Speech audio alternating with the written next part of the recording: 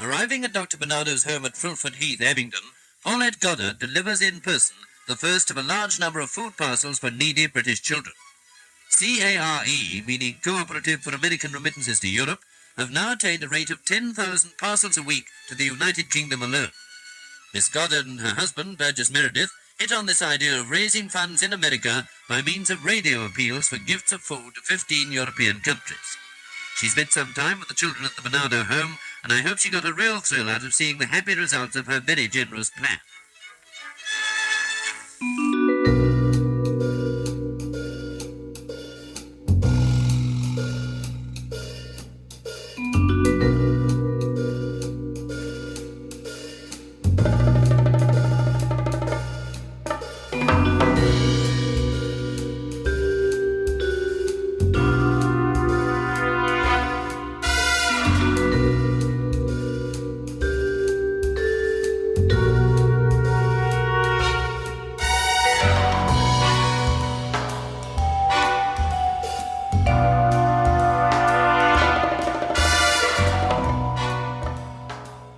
Welcome to episode 12 of the Horror Double Bill, the podcast where each week we combine two films to create something far greater than the sum of their parts. I'm Craig Johnson, and this week we are exploring the horrors of the old dark house and the enduring influence of its many tropes on horror cinema. First up this week is The Cat and the Canary from 1939, a horror comedy starring Bob Hope, Paulette Goddard, George Zucco, and Gale Sondergaard. Then we head back to Spain for The Corruption of Chris Miller, a very twisted psychological thriller from 1973, starring Jean Seberg, Marisol, and Barry Stokes. Both of these movies explore the familiar tropes of the old dark house movie: isolated settings, hidden jewelry, threatened heroines, power outages, and deranged killers. But while the first takes a lighter, more meta-commentary and comedic approach, the second leans into something much darker and psychosexual. Along the way, we'll be discussing the origins of the subgenre, and also the career of Juan Antonio Bardem, and taking a closer look at the lives and careers of Gale Sondergaard, Paulette Goddard, Marisol, and Jean Seberg, four actresses whose lives were shaped in very different ways by state surveillance, government oppression, and the systemic abuse of power. Before I continue though, as always, here are the main sources that I've used for this week's episode, all of which will be listed in the show notes. For the introduction and the discussion on the films The Bat and The Cat and the Canary, I have referred to the book American Gothic, 6 Decades of Classic Horror Cinema by Jonathan Rigby. I've also referred to the websites silentfilm.org, charliechaplin.com, the LADailyMirror.com, and the website Broadcast 41, Women and the Anti-Communist Blacklist. I've also referred to an interview by Dick Cavett given by Gale Sondergaard that you can find on YouTube. And for The Corruption of Chris Miller, I've referred to articles about Juan Antonio Bardem in The Guardian, an interview with Juan Antonio Bardem on the Vinegar Syndrome Blu-ray release of the film, the book Euro Gothic, Classics of Continental Cinema by Jonathan Rigby, articles on Jean Seberg in the Washington Post and The Guardian, and articles about Marisol on PicataMagazine.com and El Diario España. For many, the origins of the old dark house genre begin with James Whale's 1932 movie of the same name, which starred Boris Karloff and Charles Laughton, and which we discussed very briefly back in episode 8. This was based on a 1927 novel called Benighted by the writer J.B. Priestley, an English novelist and playwright who is probably best known today for his stage play An Inspector Calls. While this film certainly cemented the tropes of the storm-lashed mansion with its flickering candles, elongated shadows, and a menace in the attic or cellar, the origins can be found in a novel written 2 decades earlier. This was the book The Circular Staircase by Mary Roberts Reinhardt, which was published in 1908.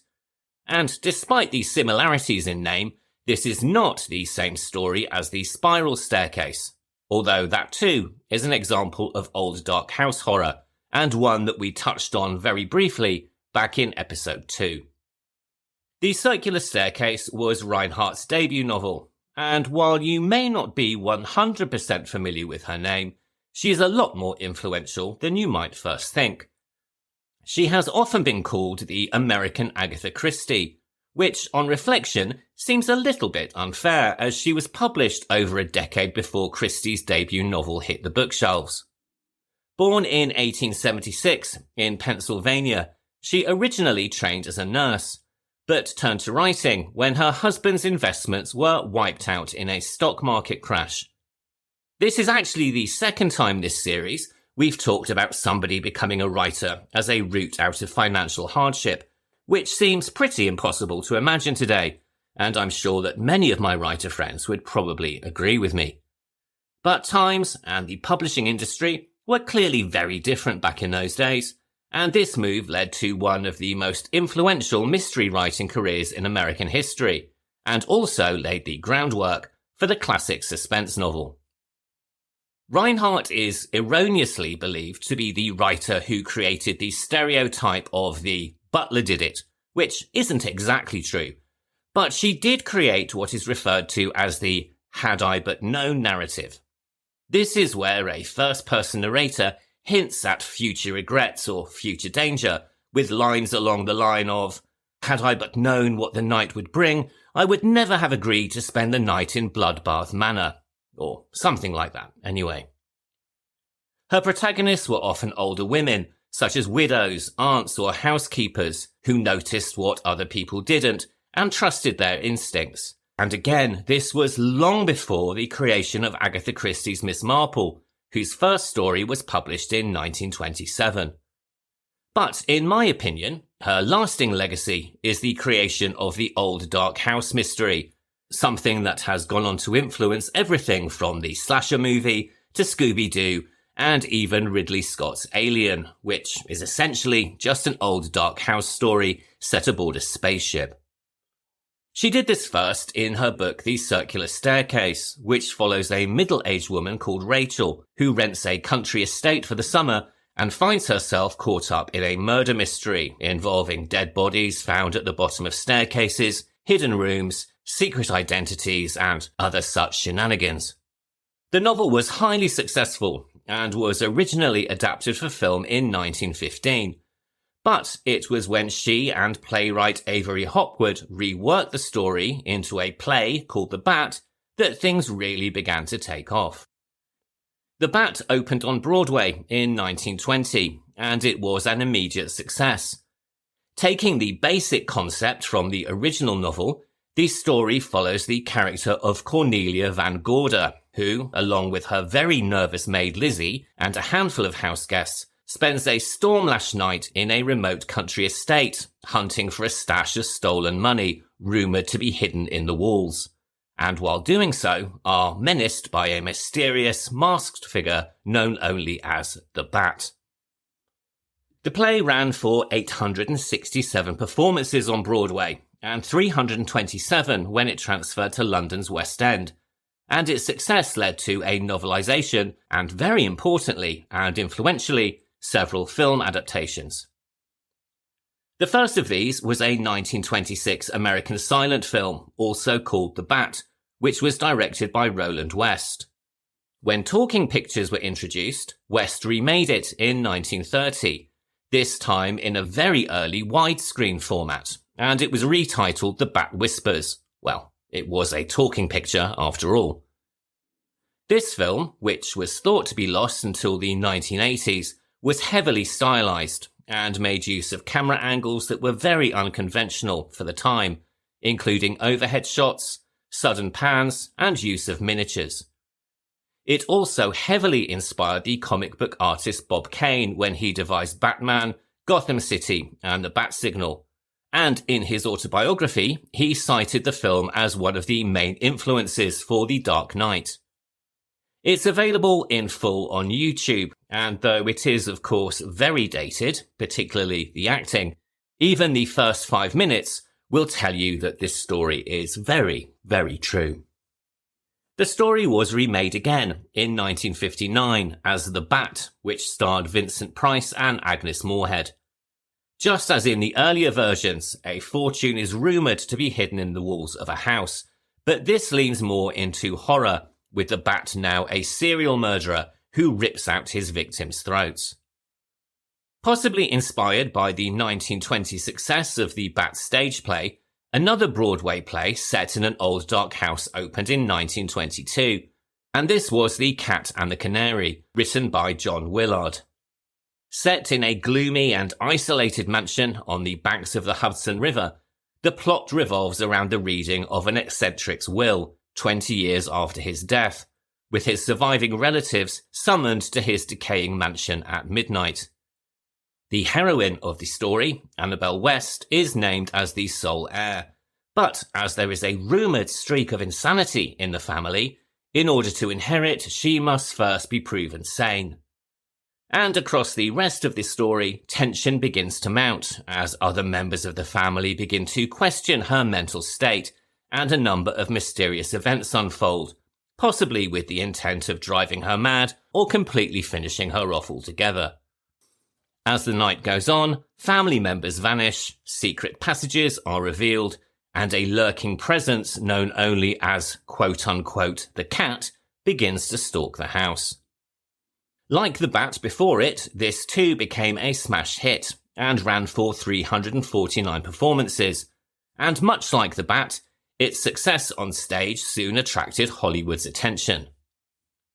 The first film version was released in 1927, directed by the German filmmaker Paul Linay for Universal Pictures. While the original play balanced mystery with moments of dark humour, the film version leaned far more heavily into horror. Director Linay, who was fresh from the world of German Expressionism, brought with him its distinct visual sensibility, angular shadows, dramatic lighting, and elaborate camera movements. And these would help define Universal Studios' horror aesthetic for years to come. In fact, his work on The Cat and the Canary is often credited with establishing the look and feel of the classic Universal horror cycle that followed. James Whale, who would go on to direct Frankenstein in 1931 and The Old Dark House in 1932, was particularly impressed by the film, and you can certainly see its influence in his work. Linay's direction turned what could have been a standard haunted house movie into something far more atmospheric, and it didn't go unnoticed, with the New York Times saying that it was the first time that a mystery melodrama had been lifted into the realms of art.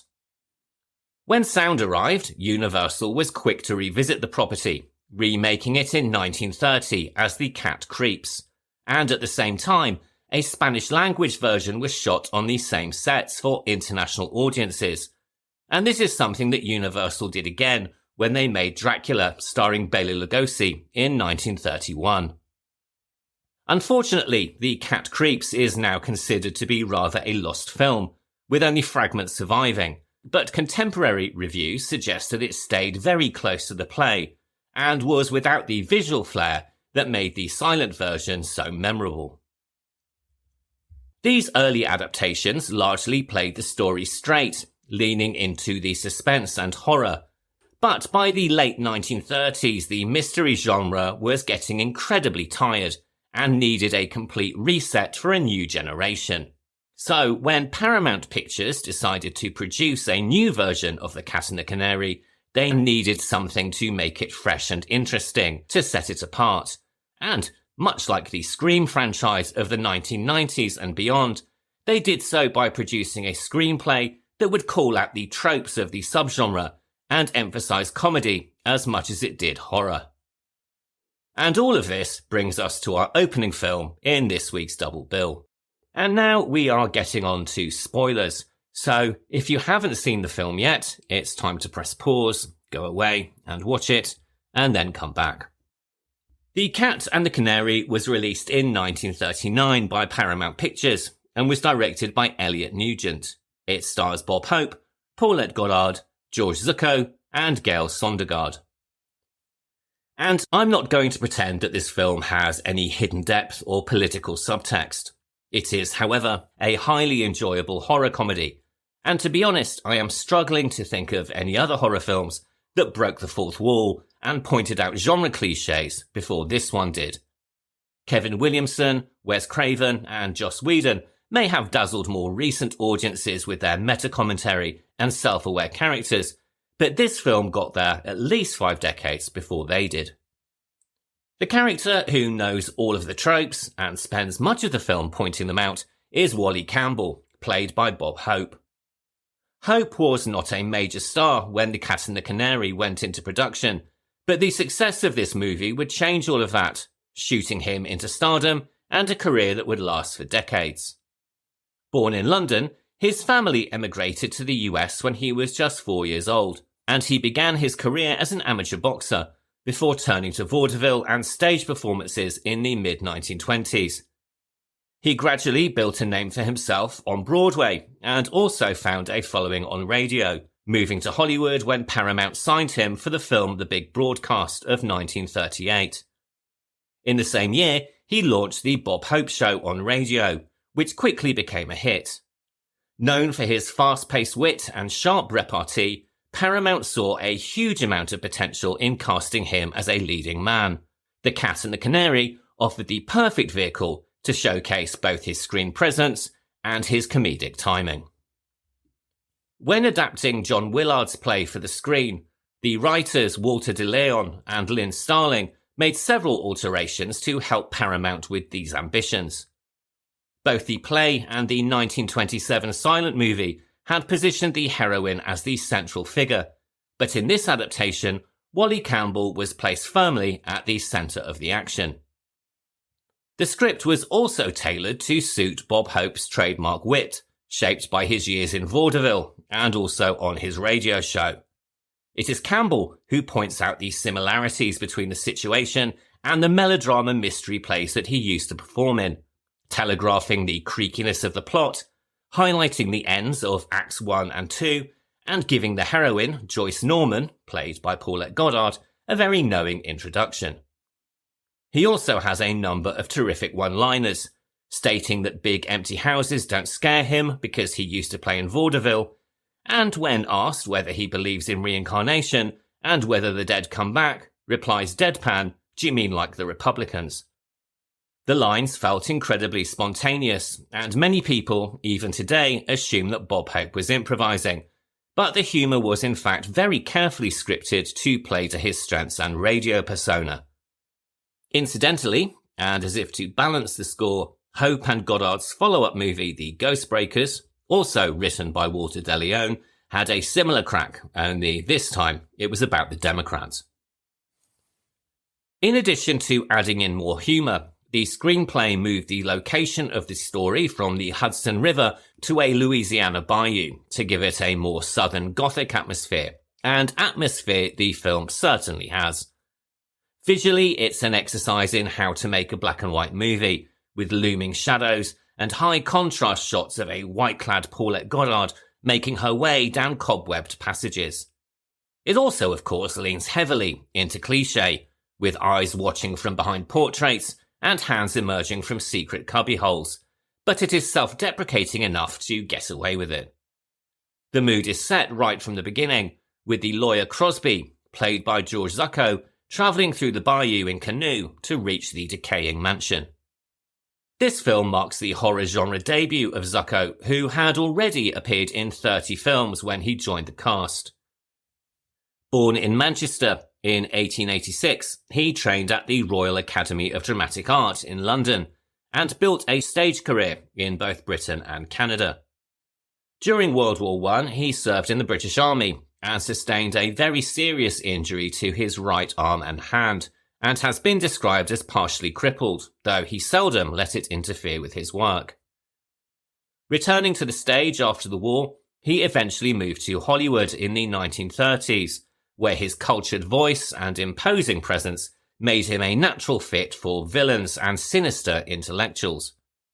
In the same year as The Cat and the Canary, he would give a memorable performance as Professor Moriarty, opposite Basil Rathbone, in the movie The Adventures of Sherlock Holmes. And then the following year, he would appear in the horror movie The Mummy's Hand as the villainous high priest. After that, he became something of a staple in low-budget horror and mystery pictures, often portraying mad scientists, magicians, and malevolent doctors, in films such as The Mad Monster and The Mummy's Tomb, both in 1942, and Dead Men Walk in 1943. He sadly spent his final years in declining health, reportedly suffering from dementia, and largely withdrew from public life. He died on May 27, 1960, at the age of 74 in Los Angeles. Though never really a household name, he remains a very cherished figure in the world of classic horror, a consummate supporting actor who imbued even the most outrageous roles with conviction, intelligence, and a quiet, chilling screen presence. In this film, he plays against type as a good guy for once, though sadly doesn't really see out the end of Act 2, as he is pulled into a secret passageway, rather remarkably, making no noise whatsoever, and murdered by the killer known as the Cat. Interestingly, he is joined on screen in the opening of the film by another actor who would go up against Basil Rathbone's detective, only this time in the 1944 movie Sherlock Holmes and the Spider-Woman. This is Gale Sondergaard, who plays the spiritualist housekeeper Miss Lou. And I'm going to take a slight detour to discuss Sondergaard here, as she isn't as well remembered these days as she should be. She was born in 1899 to Danish-American parents and named Edith Holm Sondergaard. She trained in theatre at the University of Minnesota and then joined the New York Theatre Guild in 1928, quickly earning a reputation as a serious dramatic actor on Broadway. She married Herbert J. Biberman, the manager of the Theatre Guild and a writer, in 1930, and when he moved to Hollywood to find work, she rather reluctantly joined him, though she had no intention of working in film, preferring to stick to stage work. However, her mind was changed by the director Mervyn LeRoy, who cast her in his 1936 movie Antony Adverse, opposite Frederick March and Olivia de Havilland, and this role was one for which she won the first ever Best Supporting Actress Oscar, so not a bad start in cinema really. LeRoy would go on to direct The Wizard of Oz in 1939, and originally wanted Sondergaard to play the Wicked Witch of the West, with the original concept that the witch would be a rather glamorous and beautiful woman. There are a number of test shots available online of Sondergaard in the original concept costume. However, the studio wanted the witch to be more traditional, in other words uglier, and this was not how Sondergaard wanted to play her. In later interviews, she explained that while she may have made a career playing villainous characters, she always thought it was more interesting to hide their villainy beneath a veneer of glamour, and she did not want to play the Wicked Witch as quote-unquote ugly. She therefore passed on the role, and it of course then went to Margaret Hamilton, who made the part her own. Throughout the late 1930s and early 1940s, Sondergaard was often typecast as a scheming villain, a sinister matriarch, or a mysterious foreign countess, which, in fairness, she played with great relish, particularly her role as Adria Spedding, the Spider-Woman, opposite Basil Rathbone's Sherlock Holmes. Universal obviously thought so too, as they tried to develop her as a villain in a spin-off series, beginning with the movie The Spider-Woman Strikes Back, although, strangely enough, despite the title, she played a character with a completely different name, and the film has no relation to the Holmes story at all. Working alongside the actor Rondo Hatton, who had played the villainous Hoxton Creeper in Sherlock Holmes and the Pearl of Death, she played the magnificently named Zenobia Dollard, who grows carnivorous plants that she feeds with the blood of her housekeepers. The film is, by all accounts, not very good, and Sondergaard herself said she was embarrassed by it, until friends told her in later years that it was being celebrated as a piece of high camp, and then, encouraged to watch it again, declared that she wasn't as bad in it as she had believed she had been.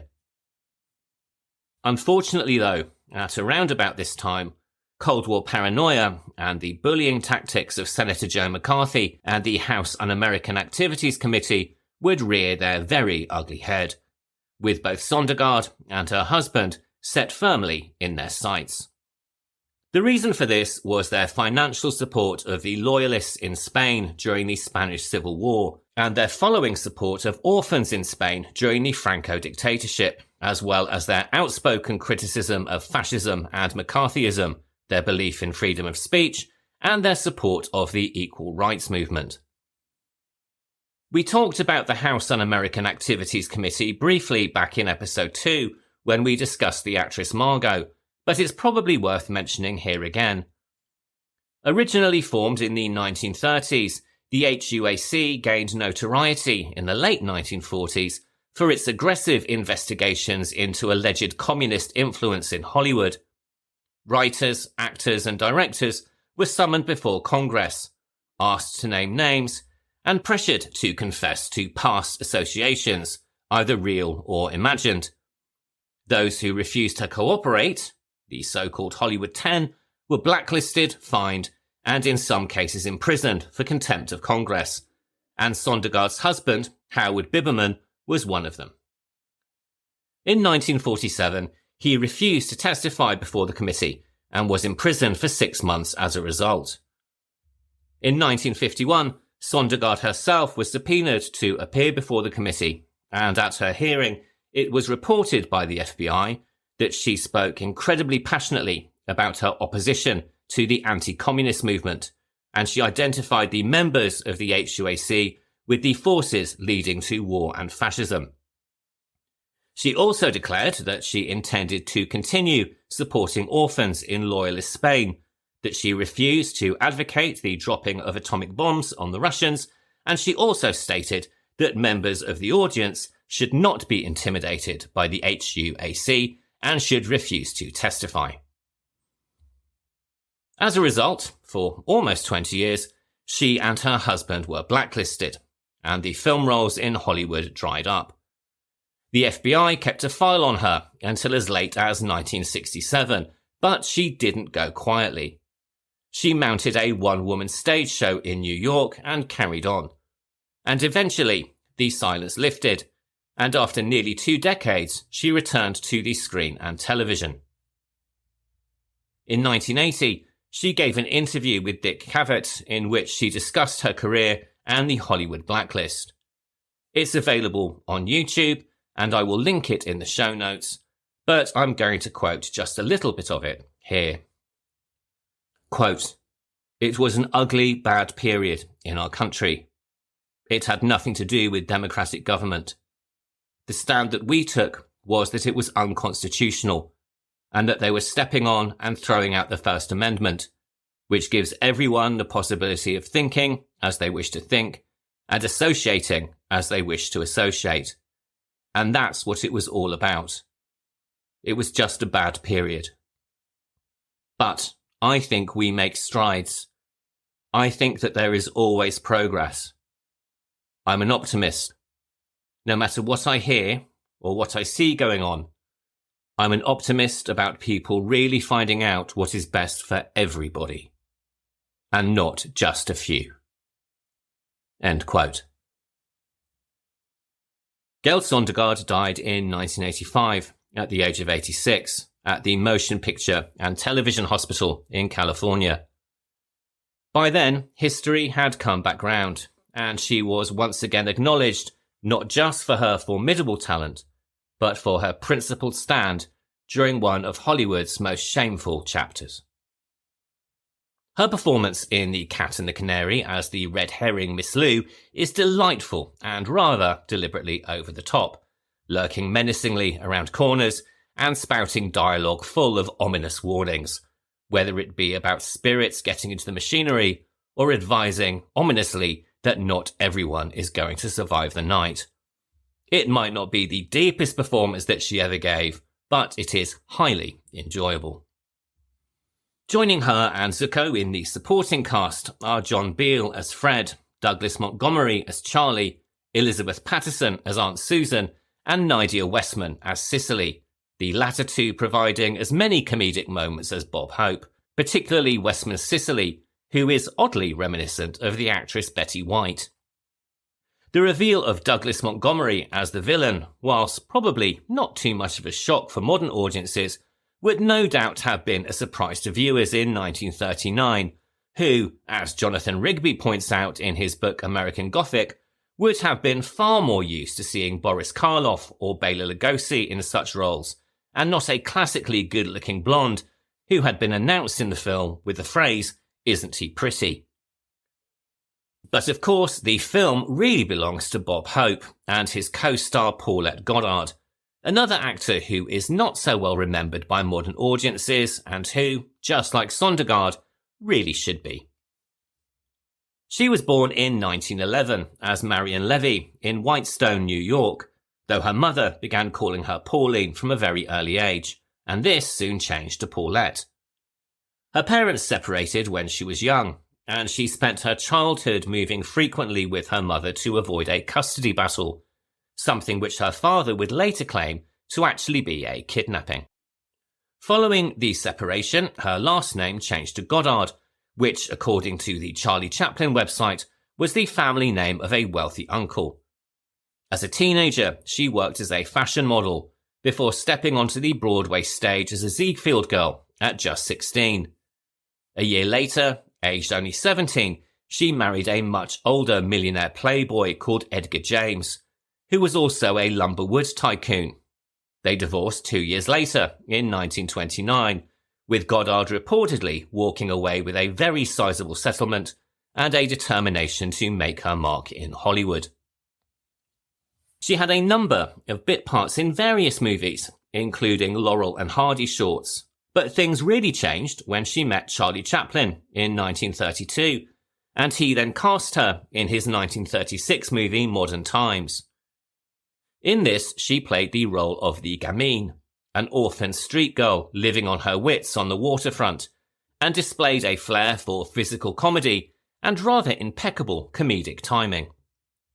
Following the success of Modern Times, she signed with producer David O. Selznick, landing a string of roles that cemented her growing reputation, most notably a scene-stealing turn as Miriam Aarons in the all-star movie The Women, alongside Joan Crawford, Norma Shearer, and Rosalind Russell. The critic Pauline Kael singled her out, later describing her as a standout amongst the cast, which, given the rest of the performers, was no small compliment at all. At the same time, she became a serious contender for the role of Scarlett O'Hara in Gone with the Wind, even completing Technicolor screen tests. The press all but announced her as winning the role, but then there was a slight problem. Goddard and Charlie Chaplin claimed to have married in secret in 1936, but when pressed, they couldn't produce an actual marriage certificate. In an era when the studios enforced very strict morality clauses, the risk of a leading lady, quote-unquote, living in sin, meant that the role went to Vivien Leigh instead. It was a bitter disappointment, but it certainly didn't end her career. The same year she made The Cat and the Canary, proving herself an incredible screen presence, and impressing director Elliot Nugent with her vocal ability, as he explained in the press book. Quote, "I had told her to scream, of course thinking that I would get somebody else to match a scream with her lip movements later. But she surprised me. Right in the middle of the scene, she unleashed a blood-curdling yell that would have made even Boris Karloff think twice." End quote. In this movie, she has an incredible chemistry with Hope, and is also luminously beautiful, helped somewhat by her incredibly impressive wardrobe, which was designed by the legendary designer Edith Head. Though, I've got to be honest, every time I watch it, I cannot help but marvel at the impracticality of her shoulder-padded nightgown, which seems a step too far design-wise, even for the period. The success of the movie, and the pairing with Hope, led to a follow-up in 1940 called The Ghostbreakers. That same year, she reunited with Charlie Chaplin for his first sound film, the political satire The Great Dictator. And although she and Chaplin were still married, the pair had begun to drift apart, and they divorced in 1942. Under contract with Paramount throughout the 1940s, she became one of the studio's most bankable stars, and in 1943 she was Oscar nominated for Best Supporting Actress in the film So Proudly We Hail. The same year she married the actor Burgess Meredith, with whom she had co-starred in a 1940s movie called A Second Chorus. This relationship, however, would cause some problems, as the pair would start to come under the eyes of, you guessed it, the House Un-American Activities Committee. Here we go again. She was already known for her liberal views and was friendly with a number of left-leaning artists and intellectuals. In 1940, she had travelled to Mexico and had begun a relationship with the artist Diego Rivera, who was, at that time, married to Frida Kahlo. When Rivera was inaccurately implicated in the assassination of the exiled Leon Trotsky, Goddard helped him to hide out, providing him with food and drink, and also then helped him flee to the United States, prompting the artist to later claim that she had quite literally saved his life. This, of course, did not go unnoticed, and the FBI began taking an interest in her political views and activities. Things came to a head in 1947, when she joined a national radio broadcast alongside Frederick March and Edward G. Robinson to publicly condemn the tactics of the House Un-American Activities Committee. Her then husband, Burgess Meredith, would soon find himself blacklisted. Goddard, for her part, was never officially named, but the Whisper Network had its say and influence. At one film premiere, a crowd of protesters jeered at her and Meredith, yelling "Communists!" Paulette, appearing rather unbothered, allegedly turned to Meredith and deadpan asked him whether she should just roll down the window and hit them with her diamonds. Despite the bravado, however, the damage was done. By 1950, Paramount Studios, concerned with maintaining a squeaky clean image, tried to pressure her to testify at the committee or sign a loyalty oath, but she point-blank refused. There is no evidence at all that she was ever a member of the Communist Party, but as the blacklist era intensified, her Hollywood offers began to dry up. Her final American studio picture was in 1954, and after that she worked only sporadically in film and television and some international pictures. Her final movie was an Italian production called Time of Indifference, filmed in 1964. Following her divorce from Burgess Meredith in 1949, Goddard found lasting happiness with the German novelist Erich Maria Remarque, author of All Quiet on the Western Front. The two married in 1958 and settled in Switzerland, where Goddard embraced a quieter and wealthy life, far removed from the Hollywood spotlight. She developed a reputation as a very astute art collector and also became a fixture of European high society. She passed away in April 1990 from heart failure at her home in Switzerland, aged 79.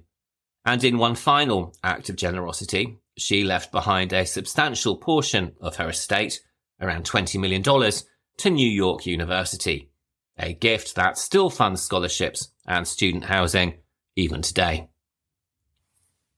Released by Paramount on November the 10th, 1939, The Cat and the Canary arrived in the middle of what is now regarded as one of Hollywood's most prestigious years, which included Gone with the Wind, that had nearly starred Paulette Goddard, and The Wizard of Oz, that had nearly starred Gale Sondergaard. The film received very favourable reviews, with critics such as the New York Times noting its refreshing and comedic retelling of a tired genre, saying, quote, "Since mystery melodramas laid in old dark houses are mostly nonsense anyway, Paramount has had the wit and wisdom to produce a nonsense edition of John Willard's old shocker, The Cat and the Canary. Streamlined, screamlined, and played to the hilt for comedy, this new version is more harebrained than hair-raising, which is as it should be." End quote. The film was very well received by audiences, and, as mentioned, it propelled both Bob Hope and Paulette Goddard into stardom. Today, it's rightly considered to be a classic of its era. A far less successful remake appeared in 1978, which was reimagined as a kind of Agatha Christie-style period drama starring Carol Linley, James Fox and Honor Blackman. But for me, the 1939 version remains definitive, not least because of the way it anticipates the self-referential, meta-horror sensibilities that would come to dominate the horror genre in the 1990s, and which are still being retooled and rebooted even today. All of which brings us to our second movie of the week, and for which we are returning to Spain. The Corruption of Chris Miller was released in 1973 and directed by Juan Antonio Bardem. It stars Jean Seberg, Marisol, and Barry Stokes. This movie was produced at the peak of the golden age of Spanish horror, a period that we covered fairly extensively back in episode 1. As listeners of that episode will remember, following the Spanish Civil War, the Franco regime controlled cinema production as an instrument of state propaganda. Juan Antonio Bardem, the director of this movie, and also, incidentally, the uncle of actor Javier Bardem, was one of the directors who tried to push against this oppression, a path of resistance that would lead to heavy censorship of his work and also a period of imprisonment. He was born in Madrid in 1922, and his parents were actors, but instead of following them into the creative professions, he studied to become an agricultural engineer. However, in 1946, he was assigned to the cinema division of the Ministry of Agriculture, which started his film career. The following year, he enrolled at the Spanish Institute of Cinema Research and Experimentation, but he never received his final diploma, saying in later interviews that he didn't take it seriously, and he was not a very disciplined student. By this time, though, he was also a member of the Communist Party, having joined in 1943, so it is also possible that this played some part in that decision. Fortunately for Bardem, although his membership was widely discussed, there was no actual evidence that the authorities could act on. In 1951, he released a feature called The Happy Couple, which he co-directed with fellow director Luis Garcia Berlanga. Although superficially a light-hearted comedy about a young couple who are given a day of luxury by a soap company, the film was in fact a satire, poking holes in the consumerist fantasies of the Franco regime. The following year, the pair released their next film, Welcome, Mr. Marshall, a comedy about a village hoping to benefit from a US program providing financial support. Although it was mistaken as an anti-American film by at least one of the judges at the Cannes Film Festival, it is in fact a satire about post-war provincialism and opportunism in Spain.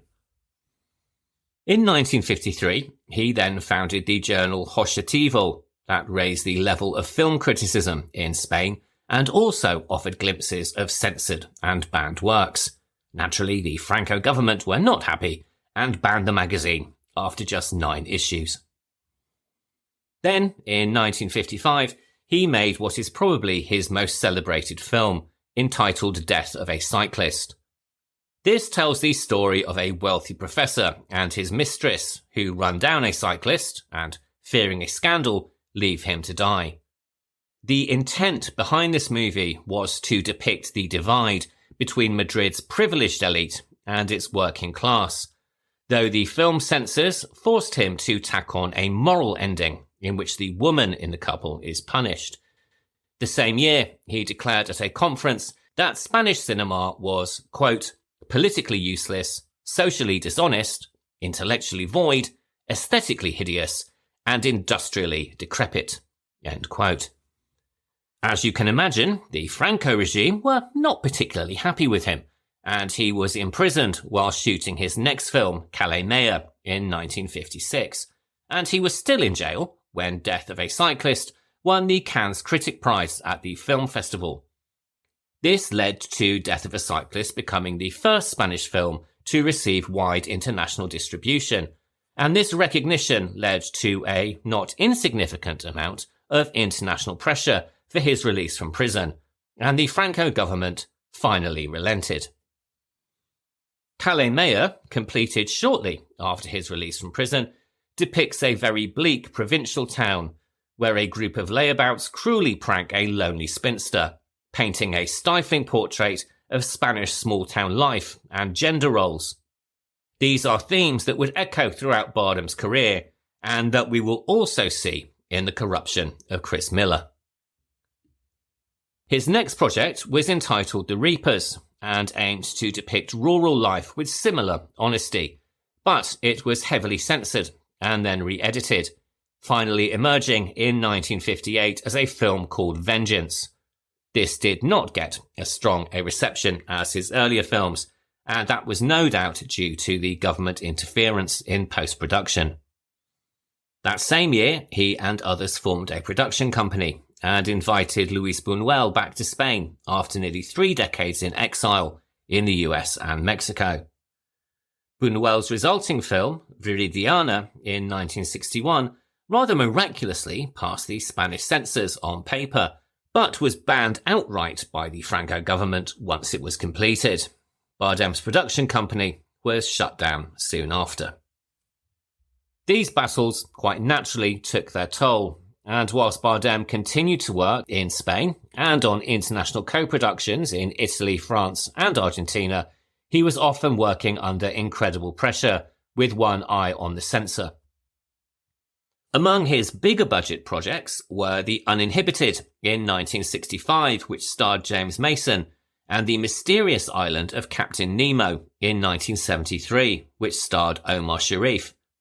And in the same year, he of course released The Corruption of Chris Miller, an entry into the Spanish fantaterra genre that was inspired by the success of the Italian giallo.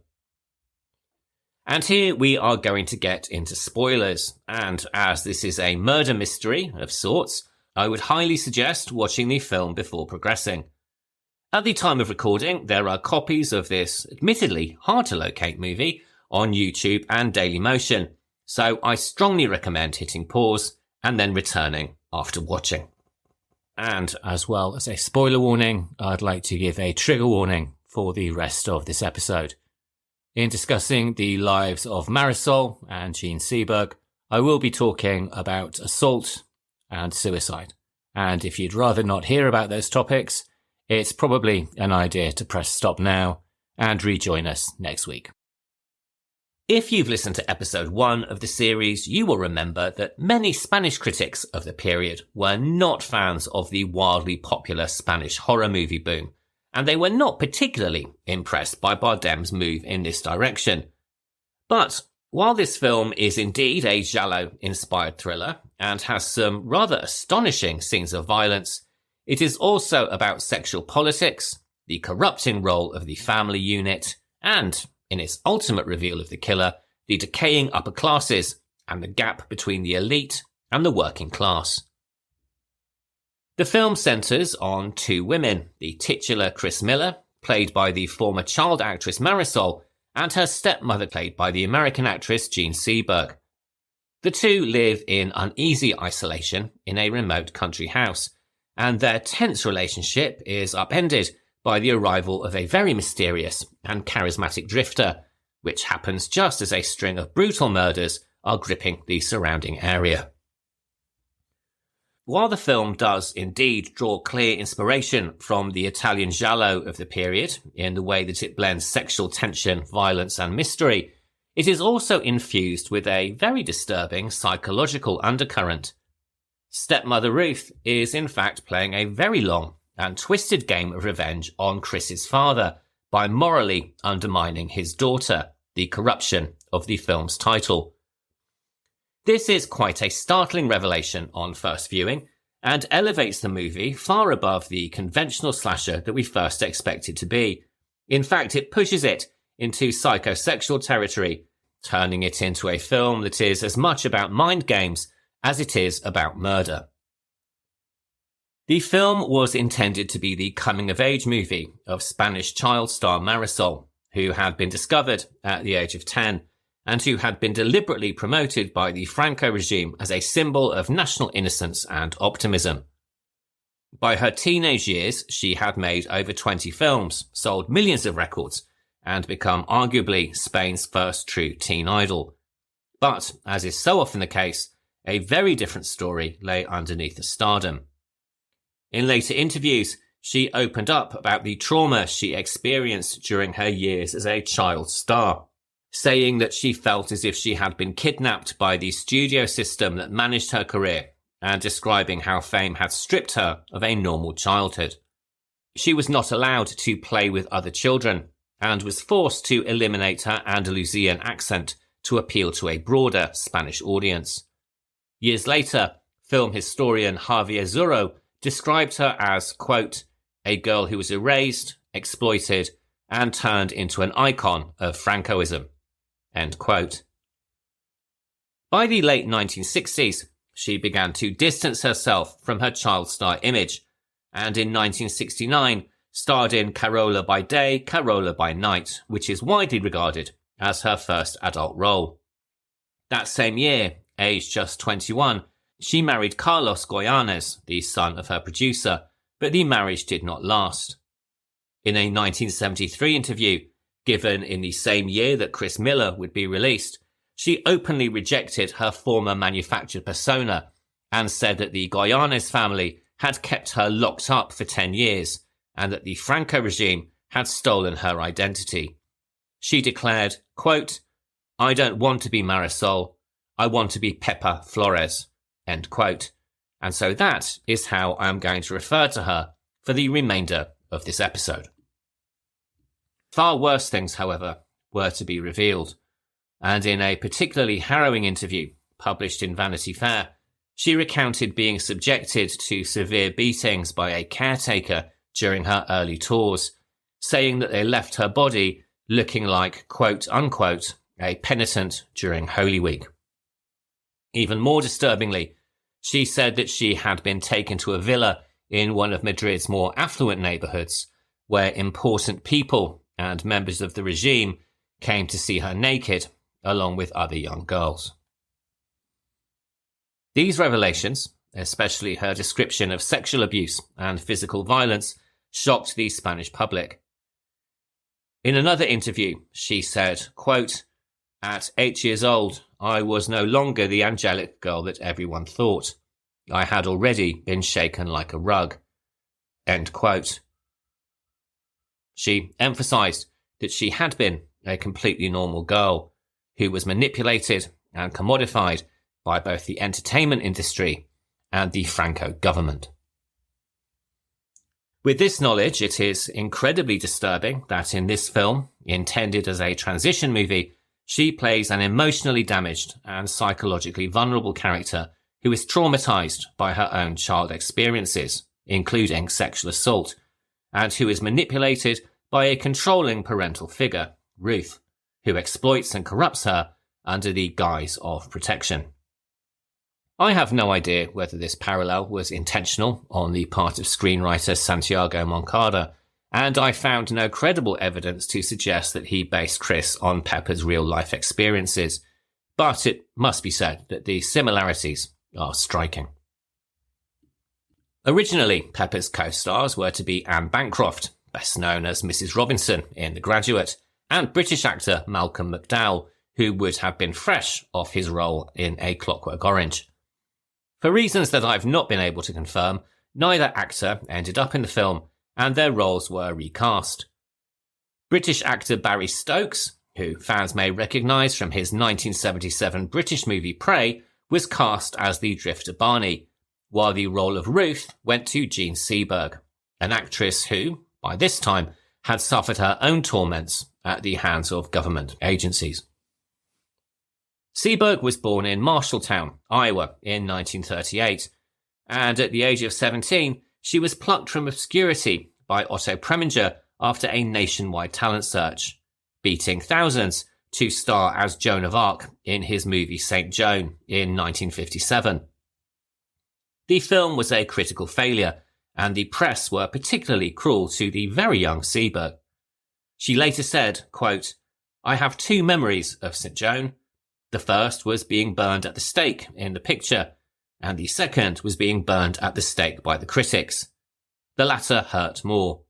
I was scared like a rabbit, and it showed on the screen.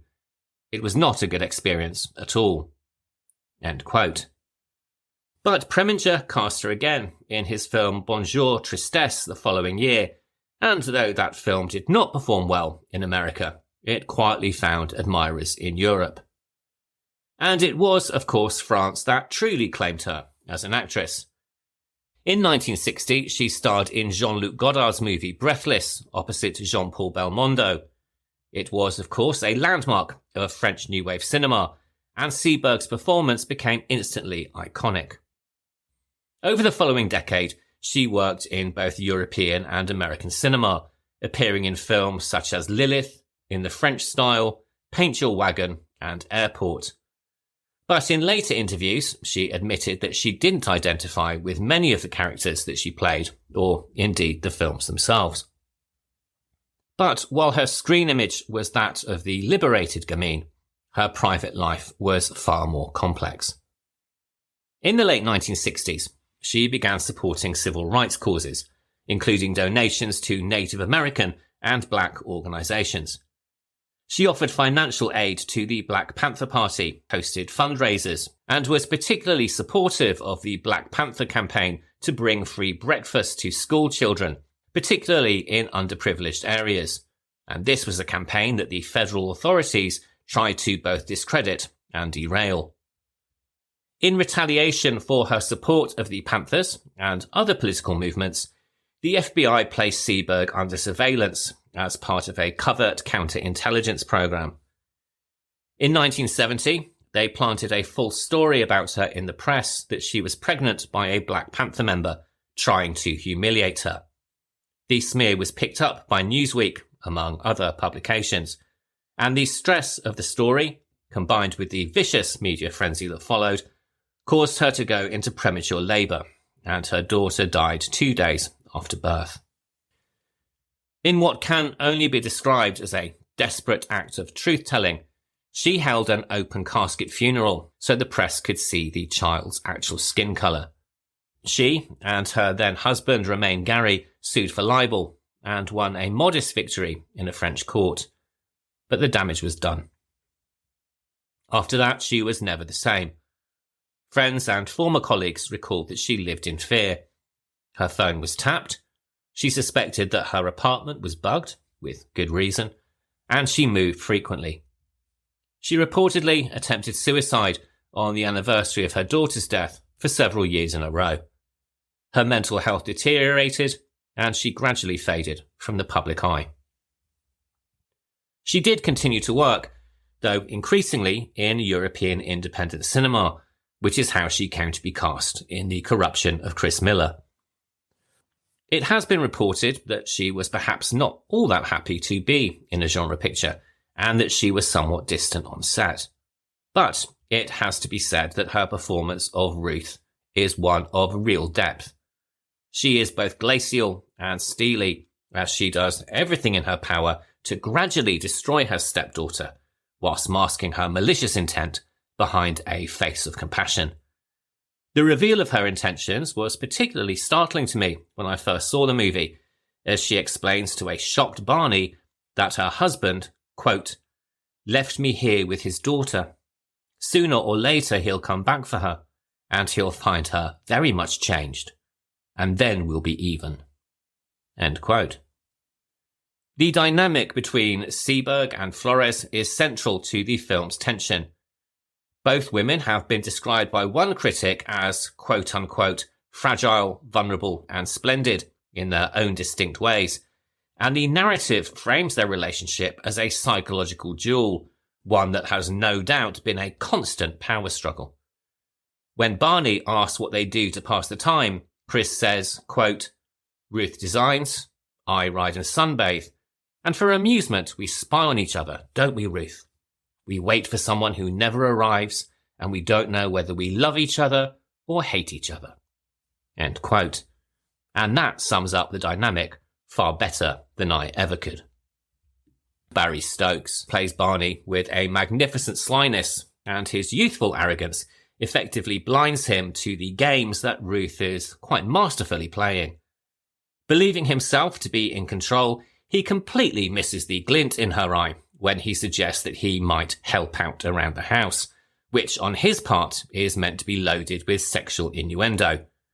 Ruth, of course, has something far more psychologically devastating in mind, and she sees him as a tool to be used in her calculated destruction of her stepdaughter.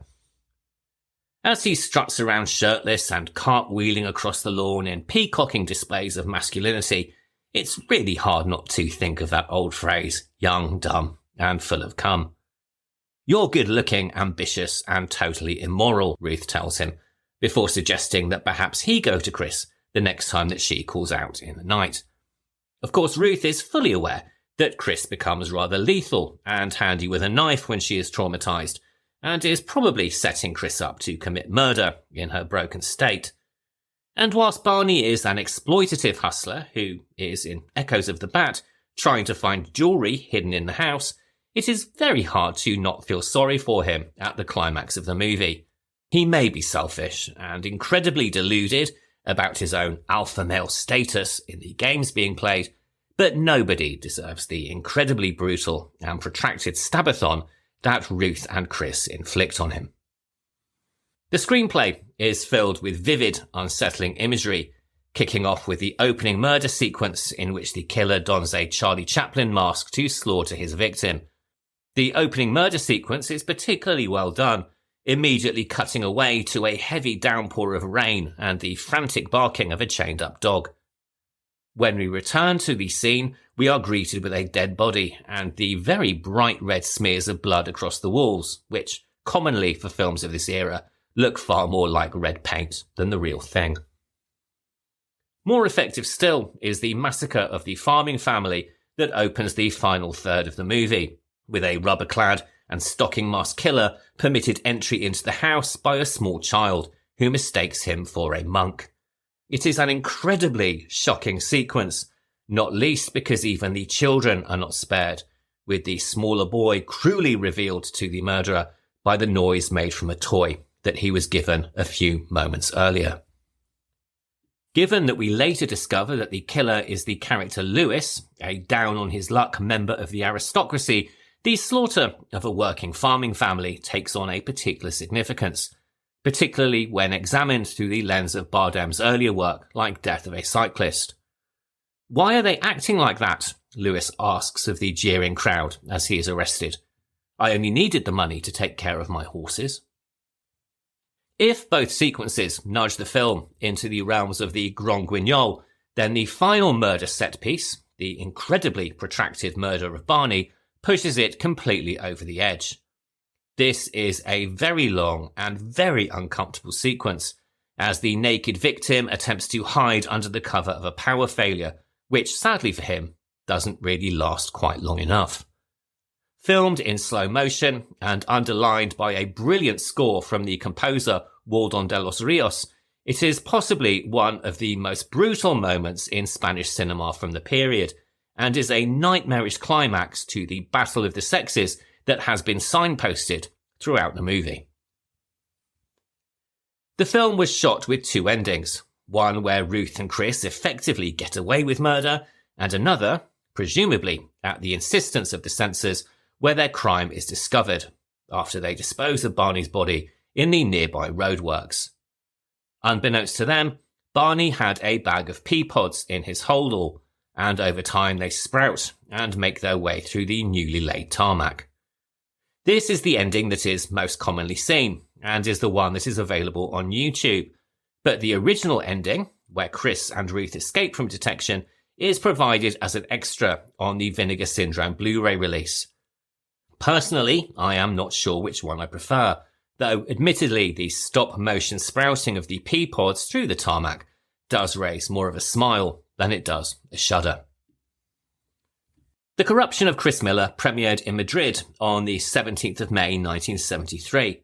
Public interest was considerable. Spanish audiences were eager to see a former child star in a radically different adult role, paired with an international star in a highly provocative thriller. And while that curiosity paid off commercially, with the film selling over 1.23 million tickets across Spain, critics were rather less generous. many gave the film the cold shoulder, criticising it for failing to rise to the level of high art or make any overt political statement. But as we explored in episode 1, they really weren't that keen on the Fantaterra movement to begin with. Internationally, the film was released a couple of years later and began playing in the US from September 1975. It was marketed very much as a slasher-style thriller and under a variety of titles, including Behind the Shutters and Sisters of Corruption.